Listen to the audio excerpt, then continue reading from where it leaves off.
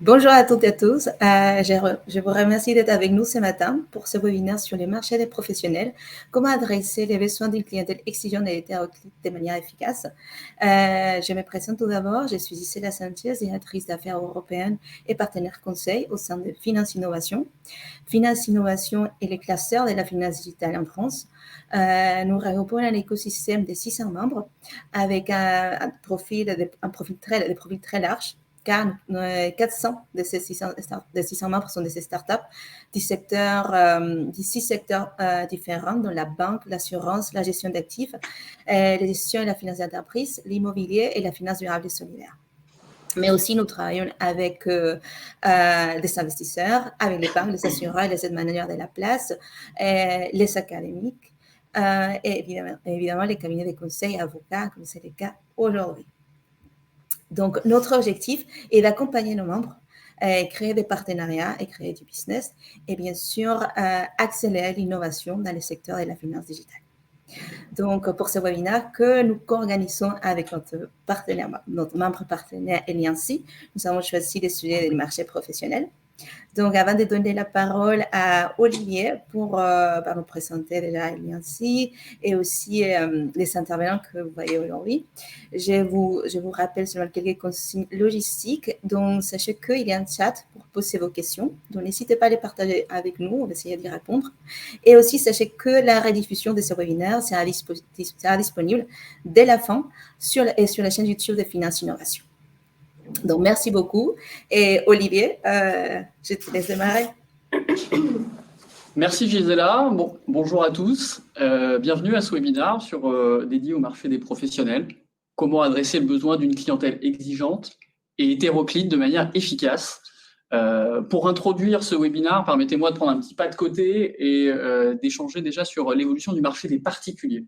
On a vu il y a à peu près 10 ans l'émergence de ces nouvelles modes de consommation de la banque, de banque en ligne, qu'on appelle aujourd'hui sur le marché des particuliers. On parle de Boursorama, on parle de Fortuneo, Hello Bank et autres. Et à l'époque, on les regardait arriver, alors c'était plutôt issu de la bourse en ligne et des courtiers, et certains pouvaient être dubitatifs sur la capacité à trouver son marché dans un modèle très digital, complètement distancié, où la conquête client se faisait davantage sur l'expérience, sur des parcours digitaux simples, sur une tarification optimisée, permise par ce modèle opérationnel très digitalisé. Puis ces acteurs ont étendu un peu la couverture de services, ont été au-delà de l'épargne, sur de la banque au quotidien, mais également sur des financements, et deviennent des banques de plein exercice, et prouvent aujourd'hui, au regard de la satisfaction client, au regard de l'évolution du fonds de commerce, c'est plus de 6 millions de clients qui sont aujourd'hui bancarisés en banque en ligne en France, que le modèle fonctionne à son public, il est significatif, et il est possible aujourd'hui d'être client principal d'une banque en ligne particulière. Et on voit dorénavant que certaines banques en ligne atteignent un équilibre financier, sont rentables, et donc le modèle a fait ses preuves sur les 10 dernières années. Le marché des professionnels arrive un petit peu en décalé. En tout cas, l'émergence de la banque en ligne sur le marché des pros est arrivée il y a 4-5 ans et connaît une évolution qui est assez analogue, avec un développement aussi de parcours très digitalisés, des tarifications transparentes, claires et optimisées, et ce modèle relationnel distancié. La particularité du marché des professionnels, et on va le voir, c'est qu'il est difficile à appréhender puisque très éclaté, et en particulier, aujourd'hui, ces banques en ligne adressent plutôt le bas du panier des petits entrepreneurs, des entrepreneurs individuels, et ils les adressent de manière digitalisée, mais ils les adressent aussi mieux que les banques traditionnelles aujourd'hui. Pourquoi ? Parce qu'ils vont plus loin dans les services financiers qui sont proposés, au-delà des services bancaires classiques, ils vous remontent la chaîne de valeur et adressent mieux les besoins de ces clientèles professionnelles. Notre sujet du webinaire est bien de se poser la question de ce marché des professionnels, important, au PNB assez significatif pour les banques d'une manière générale, et de se poser la question de quel est l'état de ce marché de clientèle des professionnels, et de regarder finalement est-ce une menace ou une opportunité pour les banques traditionnelles, l'émergence de ces nouveaux acteurs qui imposent des nouveaux codes, et de revenir avec Blank sur ces dernières réussites, et en particulier la belle histoire de Blank en tant qu'établissement banque en ligne pour les pros en direct, mais aussi sur les synergies qu'elle a su développer au sein du groupe Crédit Agricole avec le LCL et le Crédit Agricole sur la distribution d'une offre dédiée sur ce segment des petits pros. Donc, pour animer ce webinaire table ronde, donc Olivier Loup, moi je suis associé chez Elancy. Un petit mot sur Elancy. On est un cabinet de conseil en organisation et management qui est dédié aux services financiers. Et donc, on accompagne nos clients, banques de détail, banques en ligne, établissements de paiement, sur l'ensemble de leur problématique de transformation, des sujets très en amont, et également sur l'accompagnement à la mise en œuvre de leurs projets. Je suis accompagné aujourd'hui pour Elancy de Guylain Debreuil, qui est directeur associé dans notre practice innovation et digital, et d'Angélique de la Suisse Saint-Geniès, qui est manager au sein de l'équipe banque de détail. Et j'ai le plaisir d'accueillir également Sana Roy de Blank, directrice des nouveaux marchés, et qui a justement porté tout le sujet chez Blank de l'offre B2B au sein des caisses régionales du Crédit Agricole et du LCL, et qui est en charge aujourd'hui des nouveaux marchés autour de l'international. On aura l'occasion d'en discuter. Et donc, l'ordre du jour, assez classique. On revient dans un premier point sur le marché des professionnels. Où en est-il? Comment est-il composé? On reviendra aussi sur les 3 piliers à adresser pour conquérir ces segments de clients et de gisements de potentiel. Quelques réflexions aussi sur les différents modèles que l'on côtoie et que l'on voit au sein des établissements plus traditionnels, pour adresser en fait tous les segments du professionnel. Et on se donnera un temps également pour faire un peu le retour d'expérience de Blank et des offres donc Crédit Agricole Propulse et LCL Essentiel Pro, qui sont des offres sorties récemment en collaboration avec Blank. Et je vous propose de démarrer sans plus attendre sur notre partie marché avec Angélique. Merci Olivier. Bonjour à tous.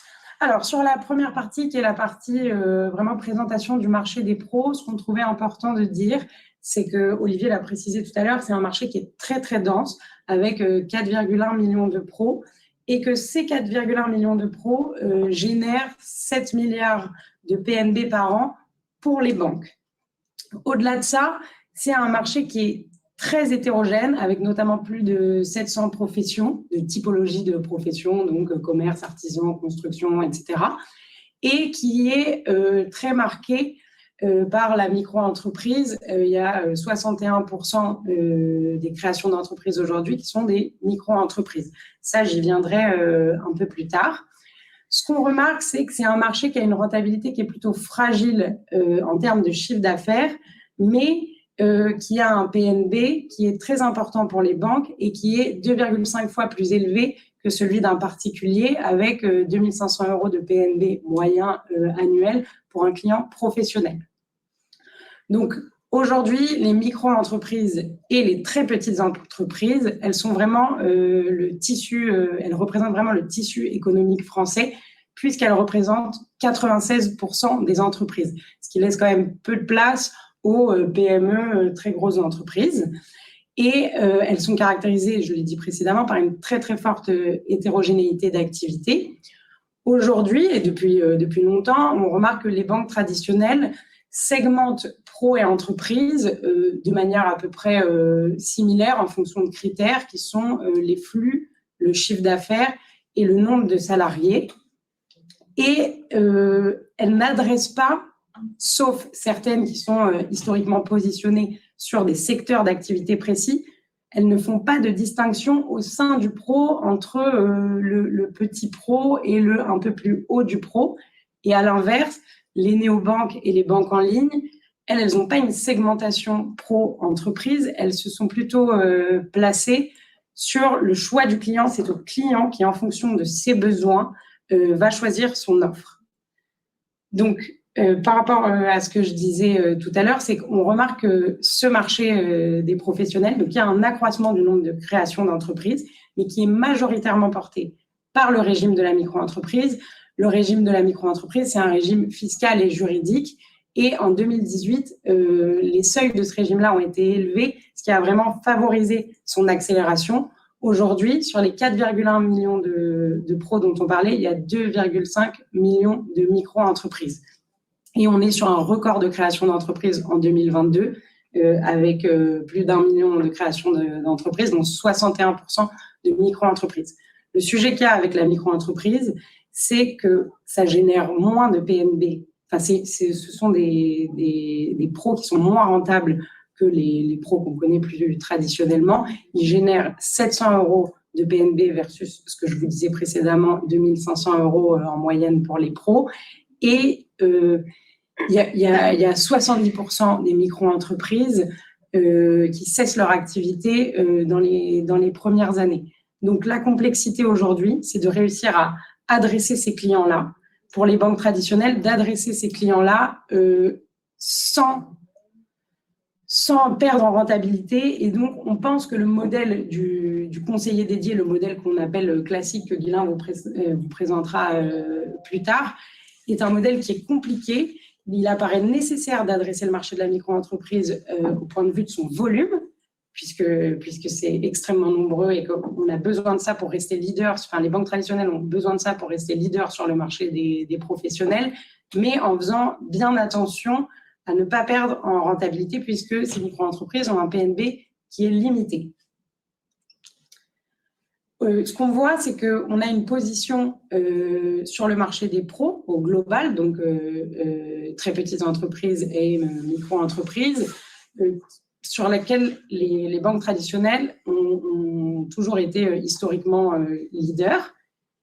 Et cette tendance, elle va s'inverser sur le marché de la micro-entreprise en laissant la place, pour le coup, aux néobanques et aux banques en ligne qui, elles, viennent prendre des parts de marché, puisque ce que disait précédemment en introduction Olivier, au même titre que ce qu'elles ont fait pour les particuliers, elles adressent vraiment tous les besoins du pro et particulièrement de ces petits segments-là, de ces petits pros, en proposant des services extra-bancaires, en simplifiant leur quotidien. Et elles surfent aussi sur le fait que les pros sont mécontents de leur relation avec leur établissement bancaire. On a 80% des professionnels qui se disent peu heureux de leur offre et de ce que leur propose leur établissement bancaire.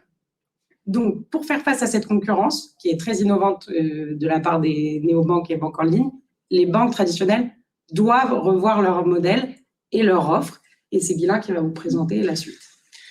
Et donc, face à ces constats, une multiplication des micro-entrepreneurs en volume et en flux, une concurrence accrue des néobanques et des banques en ligne sur ce marché qui ont adressé dans un premier temps les micro-entreprises et qui ensuite ont enrichi leur offre pour aller gagner progressivement des parts de marché sur le haut du pro et remonter la chaîne de valeur. Et pour que les banques traditionnelles ne se fassent pas cannibaliser par justement ces banques en ligne et néobanques et conservent leur position de leader, on pense que les banques traditionnelles doivent entamer des réflexions pour revoir leur modèle de banque. Et ces réflexions doivent se positionner autour de 3 grandes thématiques. Quelle stratégie et quelle segmentation client je souhaite adopter? Par exemple, et pour cela, il faut bien connaître ses clients. Par exemple, une banque qui a un positionnement très fort sur le marché des pros, comme le Crédit Agricole ou les banques populaires, mais qui, inversement, ont une position assez faible sur le marché des micro-entrepreneurs comme les banques populaires, ne va pas avoir les mêmes réflexions et la même stratégie qu'une banque traditionnelle qui a un positionnement assez faible sur le marché des professionnels, mais inversement très fort sur le marché des micro-entreprises, comme est la Banque Postale.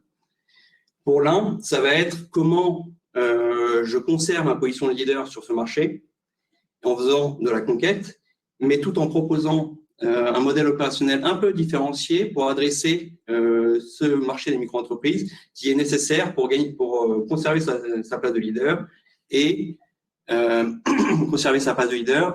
en part de marché. Pour l'autre, ça va être comment je mets en place un modèle efficace pour gérer la masse de mes clients, donc la banque postale, et inversement, libérer du temps à mes forces commerciales pour aller faire de la conquête sur le marché, le haut du pro, sur le marché professionnel. Et donc, pour cela, je vais devoir connaître qui sont mes clients, quel est mon taux de pénétration naturelle sur ce marché, comment je les segmente et définir ensuite une stratégie et une ambition sur ce marché. Ensuite, je vais me poser des questions, ça va amener des questions sur quel modèle relationnel, quel modèle distributif et quel modèle opérationnel je souhaite mettre en place pour adresser ce marché. Est-ce que j'ai un modèle unique pour adresser l'ensemble du marché de mes professionnels ou alors je mets un modèle différencié pour chaque segment de clients? Et c'est ces questions-là que sont en train de se poser la plupart des établissements historiques, les banques populaires, les Crédits Agricole, et on en parlera tout à l'heure avec Sana, et d'autres banques. Et donc, derrière ça, je vais définir quelle est mon organisation. Est-ce que je vais capitaliser sur mes assets technologiques et est-ce que j'ai les assets technologiques pour adresser l'ensemble de mes segments de clients? Et du coup, quel modèle relationnel je vais mettre en place derrière? Et ça, on en parlera juste après. Et enfin, le troisième pilier sur lequel je vais devoir me positionner, c'est quelle offre et quelle tarification et quelle animation commerciale je mets en place pour adresser l'ensemble des segments du marché des pros. Sur l'offre de produits, il y a plusieurs questions. Comment j'adresse les besoins bancaires de mes clients? Et donc, naturellement, les banques en ligne, on le verra, les banques traditionnelles, et on le verra, adressent plutôt bien ce marché avec des comptes, des cartes, du financement, de l'épargne. Mais aussi, comment j'adresse la partie extra-bancaire de mes clients avec des offres autour de la gestion de l'entreprise et le pilotage de l'entreprise autour de, on le verra tout à l'heure, mais autour de la gestion financière de l'entreprise, la gestion des factures, etc. Et là, je vais réfléchir à comment j'optimise mon modèle, comment j'apporte de l'innovation, j'injecte de l'innovation dans mes offres et du coup, je vais réfléchir à des partenariats, une logique partenariale dans une logique un peu open banking. Ensuite, je vais devoir réfléchir à mon modèle de tarification. Comment j'adresse l'ensemble des segments du marché des pros? Est-ce que j'ai une offre unique, une tarification unique et la seule différenciation, ça va être en fonction des flux gérés et c'est plutôt le modèle qu'on observait jusqu'à maintenant dans les banques traditionnelles. Ou alors, je vais adopter une approche un peu comme les néobanques et les banques en ligne, où je vais avoir une tarification ultra packagée, hyper claire, dans une approche opérateur téléphonique, où je paye un forfait et j'ai le droit à des services bien délimités. Et si je veux plus de services, je paye plus cher. Et donc, c'est une réflexion qu'on doit mener pour définir le modèle de banque. Et avant de réfléchir, comme je l'ai dit tout à l'heure, avant de réfléchir au modèle de banque, il faut qu'on se positionne, il faut bien qu'on connaisse nos clients et comment on les segmente.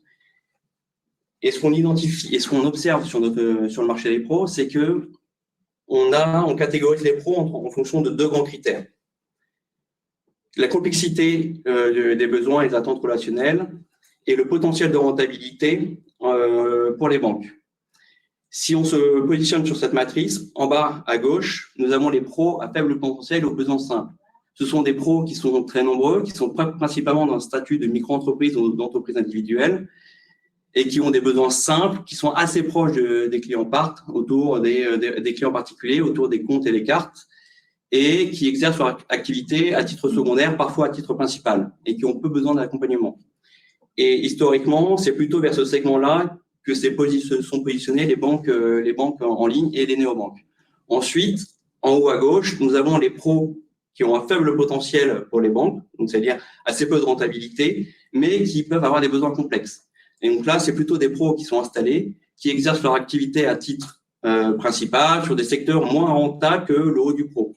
Par exemple, c'est souvent des activités autour de la coiffure, des transports, ce genre de choses, mais qui ont des besoins d'accompagnement importants et qui ont des besoins complets, à la fois sur des besoins bancaires, financement, cartes, monétiques, etc., mais aussi sur des besoins extra-financiers pour la gestion de leur entreprise.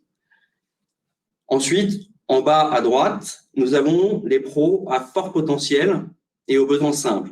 Et ça, ce sont plutôt des pros en lancement d'activité qui ont choisi de se lancer souvent dans un statut de micro-entreprise pour bénéficier du statut fiscal favorable et qui exercent leur activité sur des secteurs rentables, donc le service en entreprise, les professions libérales, ce genre de choses, et qui ont des besoins d'accompagnement qui sont plutôt faibles au début, mais et des besoins plutôt simples. Et enfin, nous avons les pros en puissance, qui sont les pros à fort potentiel, avec des besoins complexes et qui est un peu le Graal à atteindre pour les banques traditionnelles, qui sont les pros sur lesquels on va dégager le plus de rentabilité, qui ont des besoins, qui exercent leur activité dans des secteurs rentables et qui ont des besoins d'accompagnement importants et des besoins complexes sur l'ensemble de la chaîne de valeur bancaire. Historiquement, les banques traditionnelles adressent l'ensemble de ces segments, alors que les banques en ligne, néobanques, ont plutôt adressé le bas du pro, le pro à faible potentiel, donc la partie basse du graphique. Et donc, pour servir l'ensemble de ces segments de professionnels, les banques doivent mettre en place des modèles adaptés à chaque segment de client, et c'est ce qu'on va voir tout de suite, pour gagner en efficacité opérationnelle et pour dégager de la rentabilité. Et donc, ce qu'on observe sur le marché, c'est qu'on voit trois grands modèles apparaître. Le modèle 1, qui est le modèle classique qu'on voit dans tous les établissements historiques, traditionnels, c'est le modèle où le client professionnel est géré dans le réseau par un conseiller professionnel dédié. Il peut y avoir, et les banques, pour adresser ce marché, vont chercher de leviers d'efficacité pour optimiser la relation client autour de l'offre et la tarification, donc avec une tarification adaptée en fonction des besoins du professionnel, et donc souvent autour des flux gérés, la mise en place de parcours digitaux, etc. Il peut y avoir quelques variantes sur le bas du pro, où les banques ont entamé des réflexions pour les gérer un peu différemment, soit dans des portefeuilles dédiés avec une volumétrie de clients plus importante, soit via des conseillers professionnels moins expérimentés ou par des conseillers particuliers. Ensuite, nous avons le modèle qu'on appelle modèle Digital Inside. Et donc là, c'est un modèle qui est un peu différent, où les pros sont traités dans un modèle 100% à distance et digital. Ces professionnels, donc dans ce modèle-là, les pros n'ont pas de conseillers dédiés, enfin les clients professionnels n'ont pas de conseillers pro dédiés et sont traités à distance, souvent par un CRC. Le rattachement de la clientèle professionnelle peut se faire un peu différemment, soit dans une e-agence, ce qu'on voit par exemple chez Hello Bank, ou alors dans des agences, mais sans qu'ils soient rattachés à un conseiller professionnel. La particularité par rapport au modèle Greenfield dont on va parler juste après, c'est que le modèle de distribution se fait 100% digital, donc y compris l'entrée en relation, mais sur les canaux web et sur les canaux mobiles.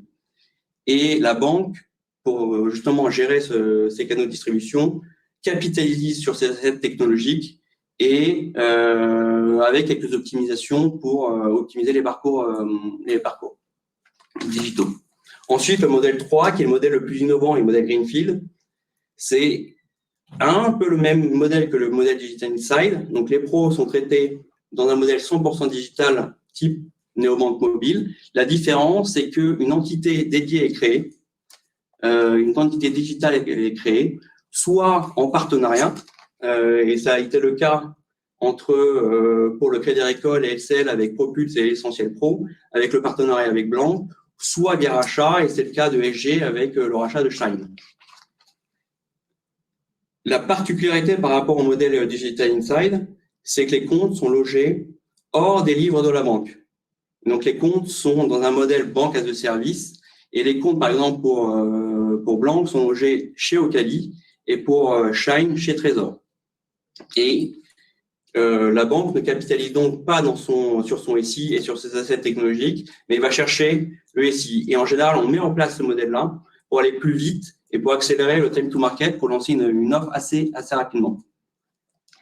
Donc, pour l'instant, en synthèse, ce que je comprends, c'est que ce marché des pros, une part très significative sont des petits pros, avec une très forte croissance. On l'a vu, sur 6 ans, ça a quasiment doublé en termes de croissance. Ça menace le modèle opérationnel classique des banques traditionnelles qui n'ont pas la capacité à gérer de la même manière une clientèle qui est moins rentable. se pose du coup la question d'adapter ce modèle relationnel et plusieurs options sont possibles. Et il y a aussi un sujet d'offre, finalement, c'est ce que tu disais, Guilain, autour de comment finalement on va plus loin même dans l'offre bancaire, c'est ça? Oui, c'est ça, exactement. Et avant de passer aux offres, on a notre vision des modèles, des différents modèles adaptés à chaque segment de clients. C'est sur les pros à faible potentiel et aux besoins, ou à fort potentiel et aux besoins simples, on va plutôt conseiller aux banques de se diriger vers un modèle Digital Insight ou Greenfield, avec la possibilité pour les pros à fort potentiel, la nécessité pour les pros qu'on détecte à fort potentiel dès l'entrée en relation, de mettre en place des indicateurs et du maternage pour identifier le moment où ils vont switcher vers du pro avec des besoins complexes et donc tout de suite les orienter vers le modèle un peu plus classique.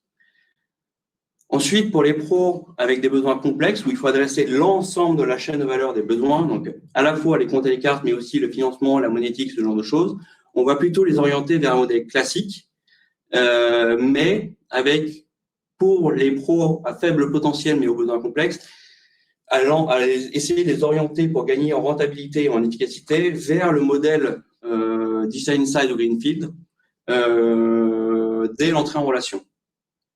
Et donc, si on passe maintenant sur le périmètre des offres et des services à proposer à l'ensemble de ces clients, ce qu'on voit, c'est qu'il faut proposer des offres autour de deux univers de produits. Les produits bancaires classiques, les services financiers, et ce qu'on les banques traditionnelles adressent très bien, mais sur lesquels les banques vont pouvoir nouer des partenariats dans une logique open banking pour insuffler l'innovation, pour digitaliser les parcours et pour proposer des produits en plus de ce qu'ils savent faire naturellement. Par exemple, sur les comptes ou sur la connaissance client, on va pouvoir faire des partenariats avec des agrégateurs de comptes, des coachs financiers, des entreprises qui sont spécialisées dans le bilan carbone comme Greenly. Sur les financements, on va faire des partenariats avec des offres innovantes sur le revenue-based financing, par exemple avec Silver, sur la facturage avec des de facto ou des Rosalie sur les avances sur salaire. Sur l'épargne, on va chercher à apporter de l'innovation autour des cryptos, de l'épargne, le DAT, ce genre de choses qui sont parfois pas très bien gérées ou pas dans des parcours digitaux par les banques, etc. Sur les paiements et sur les flux, il y a plein d'innovations aussi à apporter sur les programmes de liquidité, sur le loyalty, sur tout ce qui est TPE, sur tout ce qui est gestion des flux sur les marketplaces, etc. Si on passe sur la partie extra-bancaire, ce qu'on observe, c'est que c'est souvent des offres qui sont assez proches en fait des besoins bancaires autour des flux, mais qui apportent un plus sur la gestion et le pilotage de l'entreprise. Il va y avoir des offres sur le pilotage financier de l'entreprise, donc la comptabilité, la trésorerie, la facturation. Et ce qu'on va apporter ces offres-là, c'est pouvoir rapprocher de manière automatique et simplifiée les flux bancaires avec la trésorerie, les flux de trésorerie, les flux de factures, etc. Et à chaque fois, en fait, les offres extra-financières sur lesquelles les banques, ces offres, ces univers-là vont se positionner, il y a toujours un lien avec un lien assez ténu avec la banque. Les gestions et les avantages RH, ça va être la gestion des dépenses de personnel, la gestion des dépenses professionnelles, la gestion des tickets restaurants avec des cartes, etc. Il va y avoir aussi des offres, et on l'a vu récemment avec BNP qui a mis un partenariat avec Legal Start sur les aspects juridiques pour accompagner les professionnels sur les démarches juridiques et administratives, sur la recherche d'aide et de subventions. Et donc, quand on réfléchit au modèle de banque innovant qu'on va devoir offrir à nos clients sur chacun des segments, il faut qu'on ait une réflexion globale sur l'ensemble de ces offres et l'ensemble de ces univers pour accompagner le client dans l'ensemble de ses moments de vie et répondre à chacun de ses pain points sur ces moments de vie. Et soit on peut réfléchir à des offres construites in-house, soit on va chercher des partenariats dans la logique open banking avec des fintechs, des acteurs spécialisés, des éditeurs de logiciels, etc. Et ça, on en parlera aussi avec Blanc tout à l'heure. Et donc, Et on le voit sur l'ensemble de ces univers de produits et services, ces offres innovantes ne sont pas toujours mises en place par des fintechs. Il y a des banques traditionnelles qui vont chercher à mettre des partenaires à des fintechs pour enrichir leur offre et pour apporter de la valeur aux clients. Et donc, voilà. Et donc maintenant, une fois qu'on a parlé de tout ça et qu'on a parlé de la théorie, je propose qu'on passe à la pratique et qu'on ait un retour d'expérience de Blank sur justement sur ces offres et sur les services innovants qu'on peut mettre en place. Merci Guylain. Bon, ça va. Parle-nous un petit peu de Blank. Comment a été, raconte-nous un peu l'histoire peut-être de la création de Blank avant d'aller dans le détail du sujet. Oui, tout à fait. Donc, Blank a été créé pour exactement la même raison que présentaient Angélique et Guylain au démarrage de cette présentation. C'est que le marché était porteur. On note 1 million de créations d'entreprises, je le disais Angélique, dont à peu près 60%, les 2 tiers, sont faits par des micro-entrepreneurs.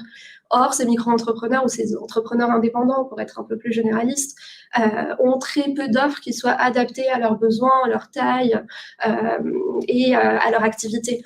Et donc, quand on parle de besoins, qu'est-ce qu'on entend? Eh ben, c'est des clients qui vont être à la recherche plutôt d'un service 100% digital. Ils vont être friands de services qui vont aller au-delà de l'aspect financier, ce que tu citais aussi, Guylain, et puis qui vont aussi être très demandeurs en termes d'expérience client, d'avoir quelque chose de très digital, etc.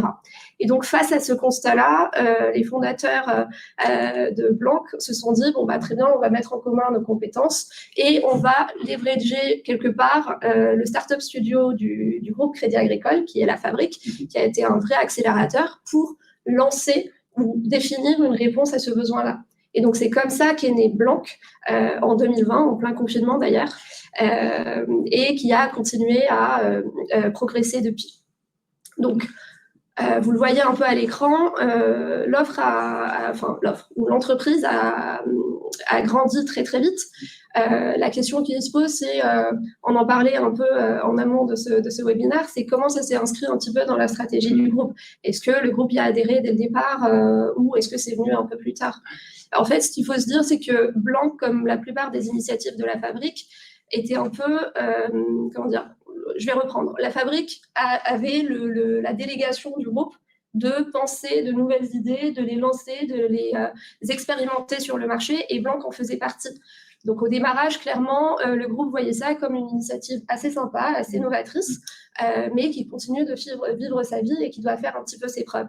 Et le pari a été réussi puisque, vous le voyez à l'écran, l'entreprise a fait ses preuves. Donc, on a réussi à avoir un rythme de croissance très fort, enfin très avancé, avec 600% de croissance l'année dernière, une forte satisfaction client, etc. Ce qui fait que très peu après, presque 1 an après la création de l'entreprise, finalement, le groupe et les banques du groupe se sont intéressés aux produits en soi et se sont posé la question de nous proposer votre produit, mais en marque blanche pour nos propres clients. Ce qui a donné naissance au projet marque blanche dont on parlera un peu plus tard. D'accord. Donc en fait, ce que tu nous dis, c'est que à la base, au travers de la Fabrique, Blank, c'est une initiative parmi d'autres, mais sans vocation au départ d'être intégrée dans les offres.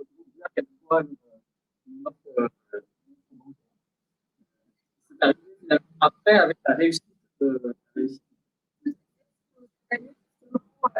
Notre assez récente qu'on a annoncé la semaine dernière avec des étudiants qui ont été auprès du groupe qui nous permettent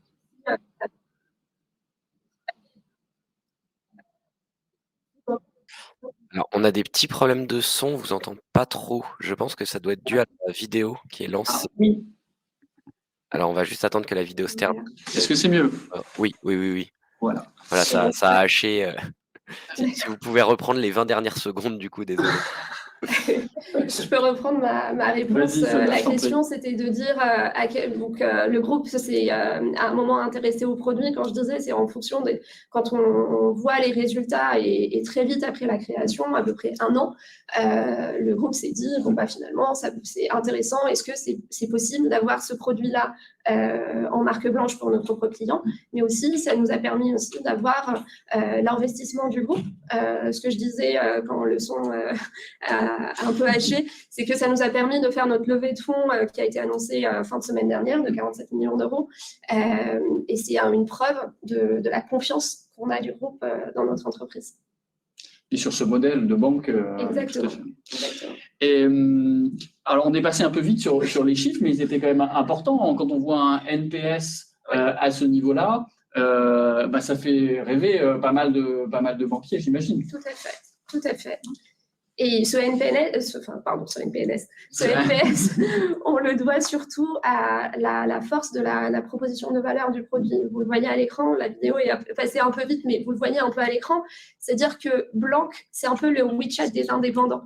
WeChat, pour ceux qui ne connaissent pas, c'est la super app qui va agréger, imaginez par exemple Uber, Doctolib, des services publics, Facebook, Instagram, tout intégré dans une même application où en fait le client peut tout faire sans sortir de cette application. C'est un peu le concept de super app.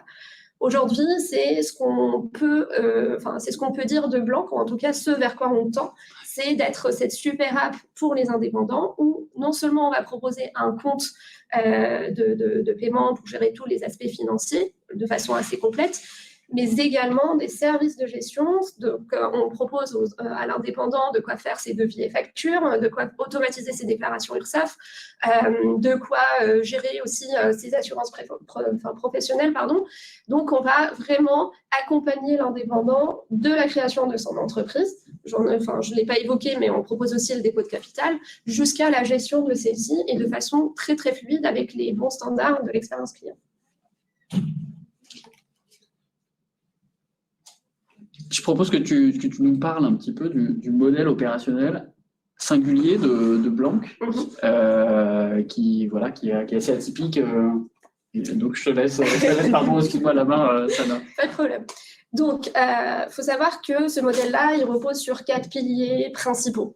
Donc, première chose, c'est le 100% digital. Vous l'avez compris, on est une néobanque. Alors, on n'a pas trop le droit d'utiliser ce terme-là, donc je veux dire, on est une banque digitale, qui propose une expérience 100% online. Donc, la question qui s'est posée, la question en fait ne s'est même pas posée à la création de Blanc, c'est-à-dire que, certes, on n'avait pas les moyens de développer un réseau d'agences, mais surtout, on croyait en ce modèle, je vous le disais tout à l'heure, ça correspond aux besoins de la cible qu'on adresse. Donc, c'était un no-brainer pour nous, il fallait qu'on soit présent, que notre produit soit présent sur le digital, mais aussi qu'il soit au meilleur standard de l'expérience client. Donc, on a mis en place ces éléments-là, mais vous allez me dire, ça ne nous différencie pas trop des autres acteurs digitaux. Certes, des banques traditionnelles, donc on a aussi travaillé sur les autres piliers, donc l'aspect réglementaire. Pareil, quand on lance une banque digitale, la question qui se pose, c'est comment faire pour l'agrément. Est-ce qu'on va le chercher nous-mêmes ou est-ce qu'on passe par un modèle de mandat d'agent? Donc là, on a un peu fait comme nos autres, on va dire, concurrents. Le plus simple, et pour accélérer le time to market, c'était d'être agent d'un établissement de paiement. Donc, on a fait le choix d'être agent d'Ocali, qui s'appelait à l'époque SFPMEI. Sauf qu'on a décidé de le faire quand même à notre manière, dans le sens où on a 2 spécificités. La première, c'est qu'on a choisi de dissocier l'aspect tech de l'aspect agrément. Donc, on a choisi de partir avec 2 partenaires différents. Sur l'aspect tech, j'entends par là le core banking system. D'accord. Donc là, on est parti avec un partenaire qui s'appelle Bankable, qui nous accompagne jusqu'à aujourd'hui. Et sur l'aspect agrément, on a choisi du coup Ocali, comme je disais tout à l'heure. Ce qui nous a permis derrière d'avoir aussi la main pour construire notre KYC de façon très autonome. Et aujourd'hui, en fait, quand on l'a construit, on est allé se brancher aussi à d'autres partenaires sur des parties assez spécifiques. Je disais Bankable pour le core banking system, mais aussi Bubble sur de la vérification d'identité à distance, etc. Mais ce qui nous a permis d'être assez autonome aussi dans la gestion de ce KYC. et surtout d'accumuler l'expertise de gestion de l'entrée en relation sur le digital. Donc ça, c'est la première spécificité. Et juste pour compléter, contrairement à d'autres acteurs qui vont partir avec uniquement le Trésor ou Swan, qui consolident un peu tous ces aspects-là. Exactement. Deuxième spécificité, c'est que très vite après, et c'est normal, c'est posé la question de OK, maintenant que c'est créé, que c'est lancé et que les résultats sont là, est-ce qu'on ne va pas chercher notre propre agrément? Ce qui s'est passé, c'est qu'à l'époque, Ocali, qui s'appelait SFPMEI, était en vente. Donc, nous, ce qu'on a fait, c'est qu'on a convaincu nos actionnaires que c'était une bonne idée, au lieu d'aller chercher notre agrément, de racheter en fait l'établissement de paiement qui détenait cet agrément. Et la fabrique, là encore, a été un vrai accélérateur, puisque on a pu racheter du coup Ocali, dont l'actionnaire est devenu la fabrique, donc le groupe Crédit Agricole, et finalement notre établissement de paiement est de rentrer dans le giron du groupe. Et aujourd'hui, la relation est très très fluide, puisqu'on a nos entreprises qui sont en face, et puis les équipes se connaissent, et la relation est très très fluide. Voilà. On voit bien sur les Conto à l'époque avec Trésor, il y a une première étape il faut se lancer et être agent d'un établissement de paiement, ça a un intérêt pour accélérer le time to market.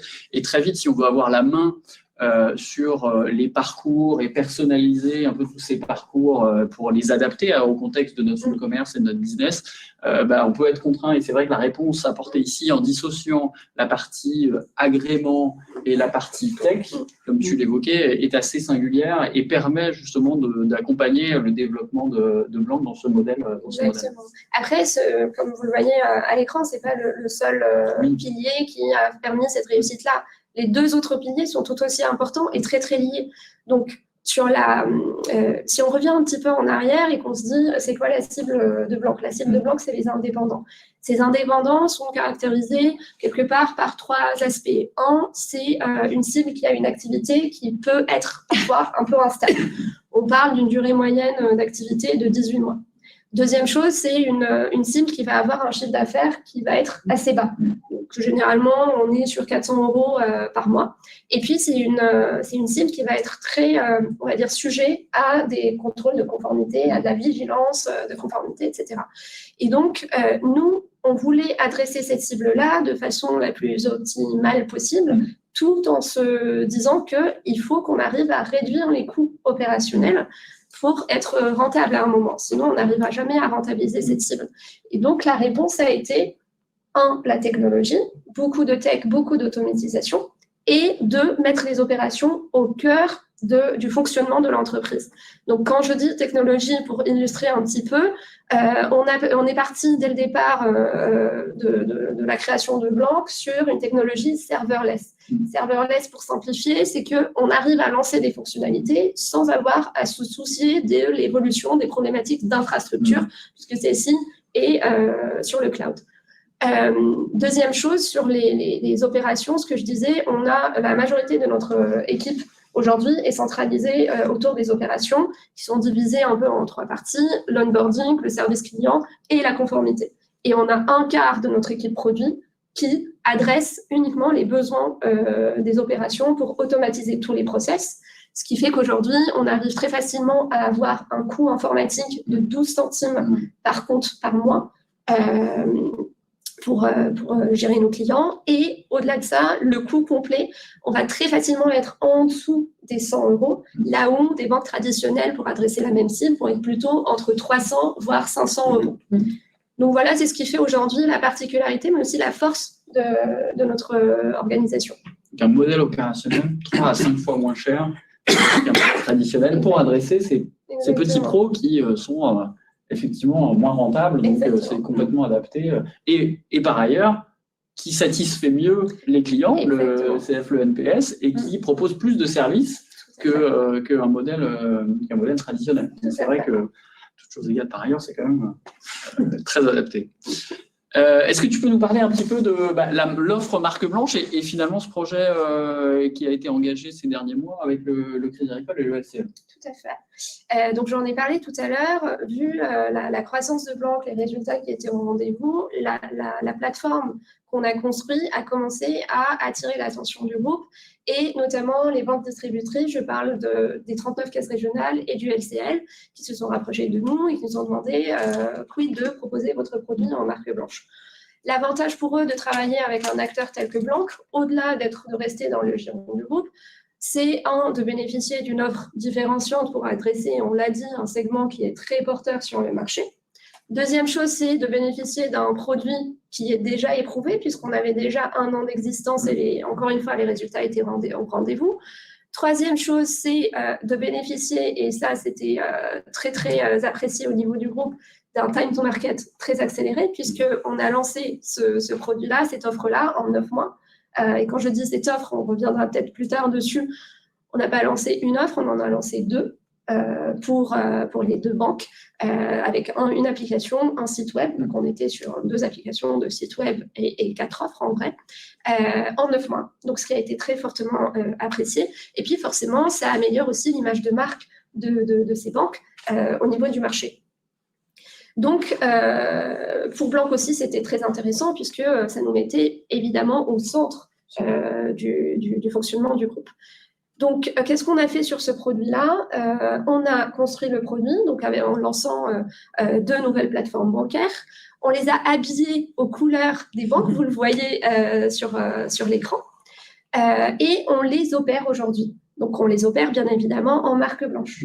Maintenant, ce qui a été à la charge des banques distributrices, c'est vraiment l'aspect marketing et commercialisation.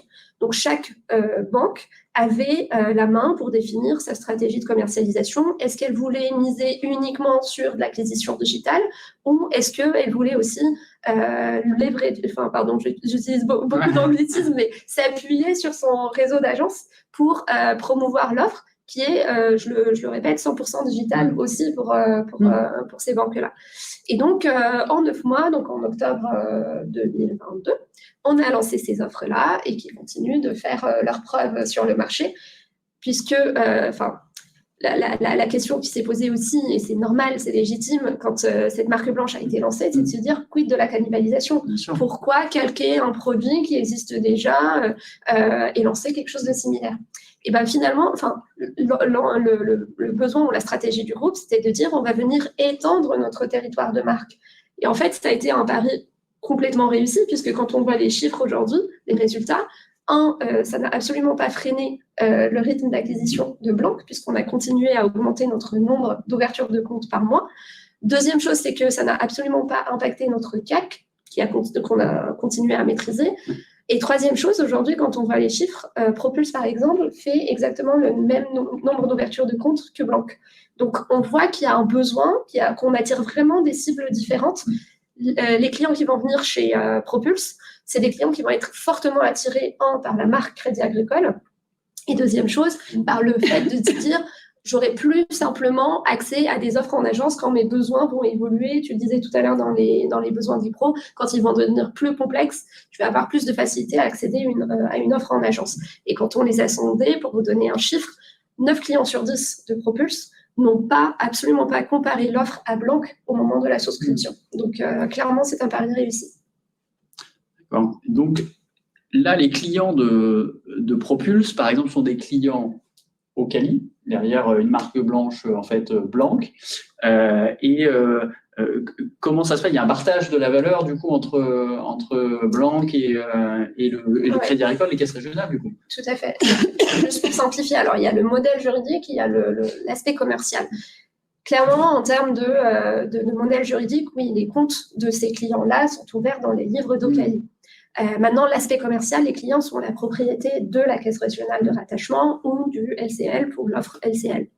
Oui, il y a certainement un partage de la valeur derrière. Je ne peux malheureusement pas donner les chiffres exacts, mais oui, il y a une partie de la rémunération qui revient en Blank pour rémunérer quelque part, l'opérabilité du service, mais aussi la plateforme qui gère en fait ces clients-là, et une part qui revient à la caisse régionale ou LCL, quelque part à un modèle, on en parlait tout à l'heure, d'apporteur d'affaires. Donc, forcément, il y a une rémunération qui est partagée. Tu nous parlais du fait qu'il y avait 2 offres, oui, pour chaque enseigne. On comprend que c'est le fait de pouvoir élargir sa gamme et pouvoir mieux adresser pour ces caisses régionales des prospects dans ce modèle de banque distancié et avec toute la couverture de services que tu évoquais. C'est quoi cette deuxième offre que vous avez développée? Alors, c'est vrai qu'on en parle assez peu, mais comme je disais tout à l'heure, on n'a pas lancé 2 offres, on en a lancé 4. Donc, il y a l'offre Propulse by CA LCL Essentiel Pro qui est un peu à l'image de Blanc, c'est-à-dire un compte, une carte et des services de gestion. Cette offre-là a été considérée comme une offre de conquête pour ces banques-là, d'accord? Et en même temps, en fait, ces banques avaient déjà dans leur base client des entrepreneurs qui étaient aussi dans friands de services de gestion. Et donc, il a fallu aussi apporter une réponse à ces clients-là. Et donc, on a réussi, côté Blanc, à proposer une offre où on a dissocié les services de gestion du compte de paiement et on est venu les proposer en option, donc une offre d'équipement, ce qu'on se disait, pour les déjà clients du Crédit Agricole ou les déjà clients du LCL. Et tout simplement, ils arrivent sur l'application, ils connectent leur compte Crédit Agricole ou leur compte LCL et automatiquement, ils bénéficient des services. Et donc, cette offre-là, elle est directement commercialisée par le réseau du Crédit Agricole, donc les 39 caisses, ou par LCL auprès de leur base client existante. Donc, c'est à la fois une offre de conquête et à la fois une offre de fidélisation, d'engagement pour le fonds de commerce, le fonds de commerce existant. Je regarde l'heure qui tourne pour être sûr d'être à peu près dans le timing. On aurait beaucoup de questions à poser. Peut-être une question sur, finalement, là on est en plein dans la complémentarité, banque traditionnelle, fintech. C'est quoi pour toi un peu les facteurs clés de succès et les écueils peut-être que vous avez rencontrés dans ce projet ambitieux, mais qui a été tenu en 9 mois, donc qui est assez impressionnant. Complètement. Alors la première chose, c'est que quelles que soient les difficultés, c'est possible, ça se fait. Il y a plusieurs facteurs de succès. Le premier étant un fort sponsorship. Ce projet-là, il a été poussé par la direction générale, que ce soit à côté caisse régionale ou LCL, ce qui a complètement facilité les choses plus tard.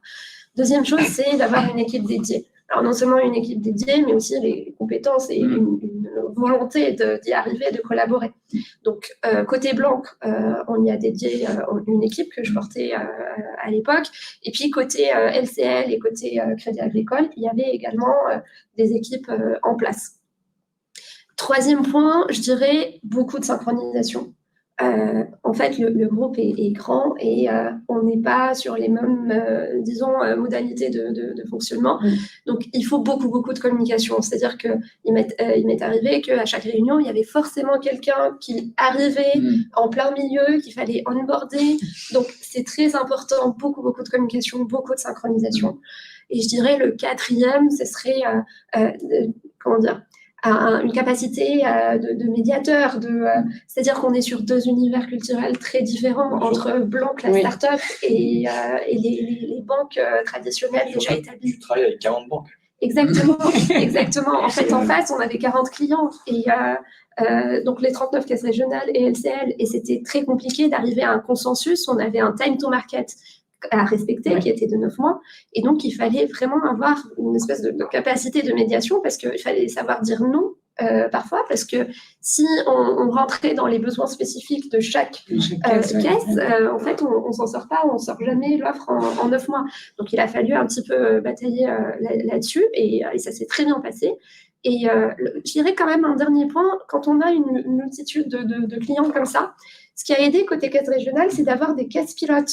En fait, on en a sélectionné 5 avec l'aide de CASA, qui est l'entité du groupe, pour nous accompagner dans la construction du produit. Ce qui a fait que ces caisses-là ont été partie prenante de la définition du produit et tout au long, nous ont partagé leur feedback. Et c'est très important parce qu'au final, c'est elles qui allaient commercialiser en leur nom cette offre-là. Donc voilà, globalement... Et qui sont promoteurs au sein des autres caisses régionales pour porter le projet et faire la com. Après, il y a d'autres facteurs, mais je dirais que ça, c'est les plus importants. Merci Sana. Alors, peut-être qu'on se laisse 5 minutes pour des questions. Je ne sais pas si Clément, tu peux nous faire le retour. Merci de vos questions en tout cas. Pas de problème. Oui, donc dans le chat, n'hésitez pas à écrire vos questions pour nos intervenants, hein. On peut commencer par une première question pour Blanc. Allez-vous développer votre activité B2B avec d'autres clients? Alors, ça, c'est une question qu'on nous pose souvent. Alors, la marque Blanche a été une excellente expérience, mais ce n'est pas une ligne business pour nous. Par contre, elle nous a permis de créer une nouvelle ligne business qui est ma direction, la direction des nouveaux marchés.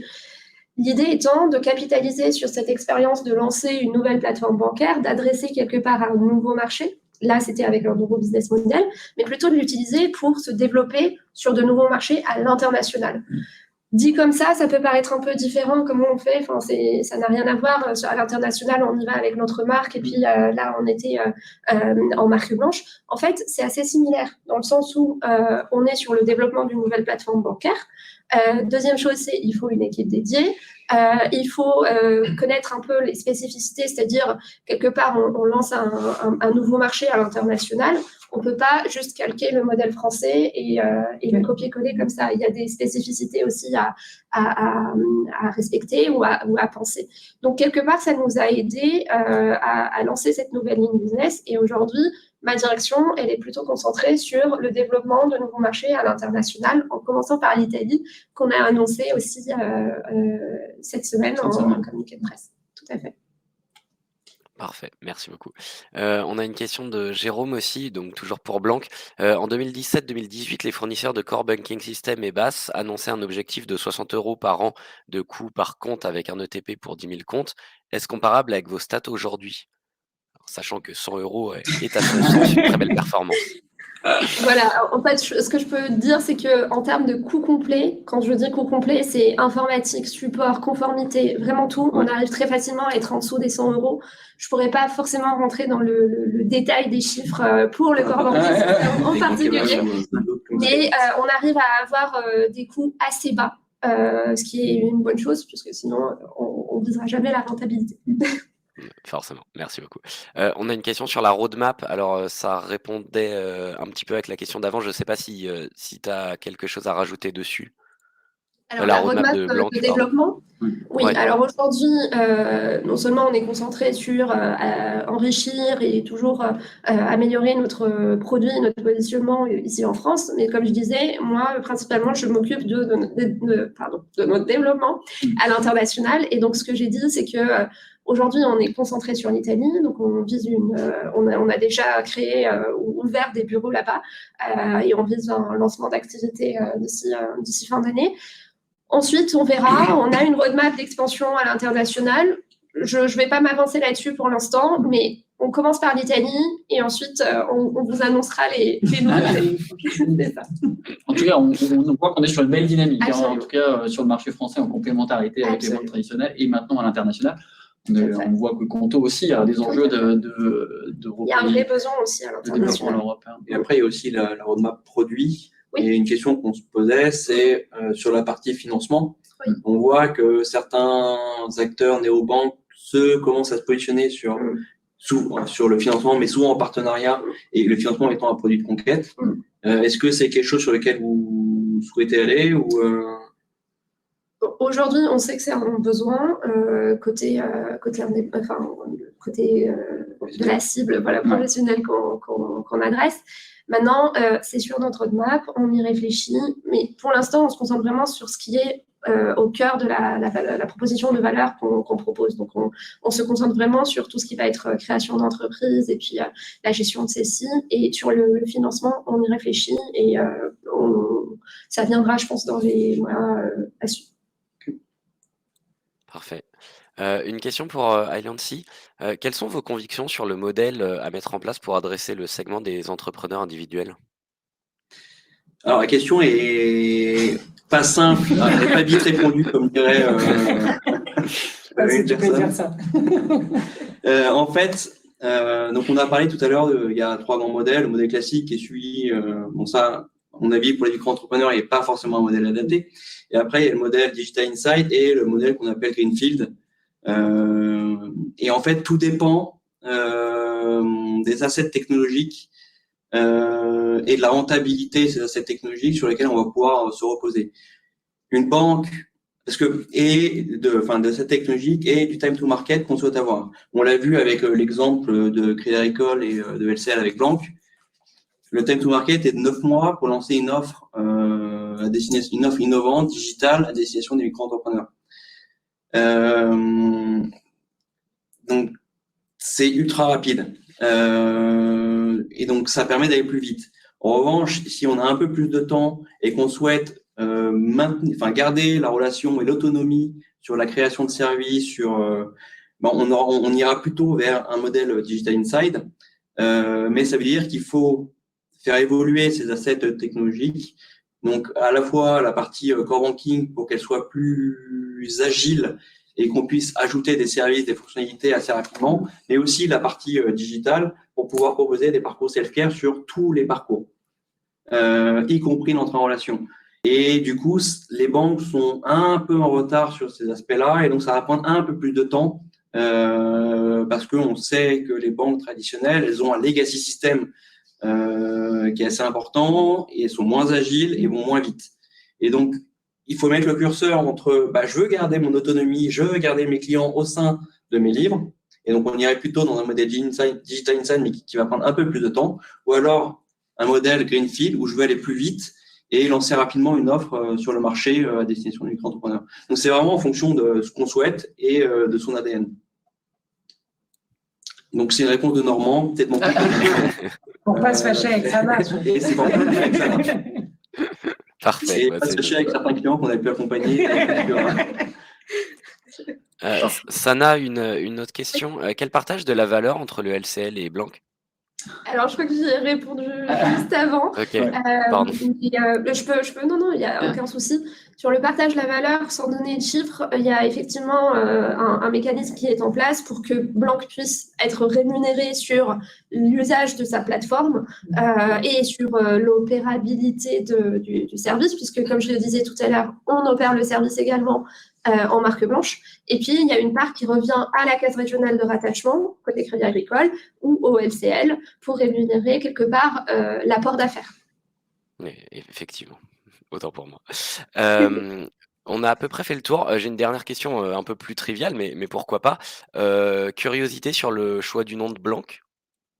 Ah ok. Alors, question piège. Après-vue celle-là.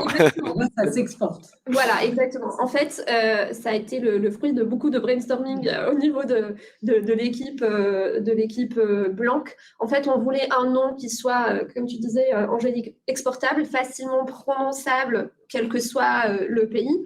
Deuxième chose, quand on y pense, Blank, en anglais, c'est blank. Blank, ça veut dire blanc, enfin feuille vierge. Et en fait, la cible qu'on adresse, c'est les indépendants, c'est les créateurs d'entreprises qui commencent justement d'une page blanche. Et quelque part, ça résonnait très bien. Et puis, c'était facilement prononçable, comme je disais. Donc, voilà. Presque poétique. En plus. Presque poétique. Tout à fait. Parfait. Rodolphe, vous avez Il y votre avait réponse. une troisième raison, c'est que quelque part, on a Blank, banque, voilà, ça reste, ça résonne un petit peu sur cet aspect-là. Parfait. De mon côté, on est tout bon. Merci. Merci Clément, merci Gisela. Merci beaucoup à tous les quatre. Merci Sana, merci Angélique, merci Guilain. Comme convenu, on vous envoie aux participants, je crois, et aux inscrits le lien du replay. On ne manquera pas de mettre à disposition le support également et avec plaisir pour prolonger les échanges. Vous aurez les coordonnées de tout le monde. Donc, merci à tous et très bonne journée. À bientôt. Bonne journée. Merci à tous. Merci. Bonne journée à tous. Au revoir. Bonne journée. Au revoir.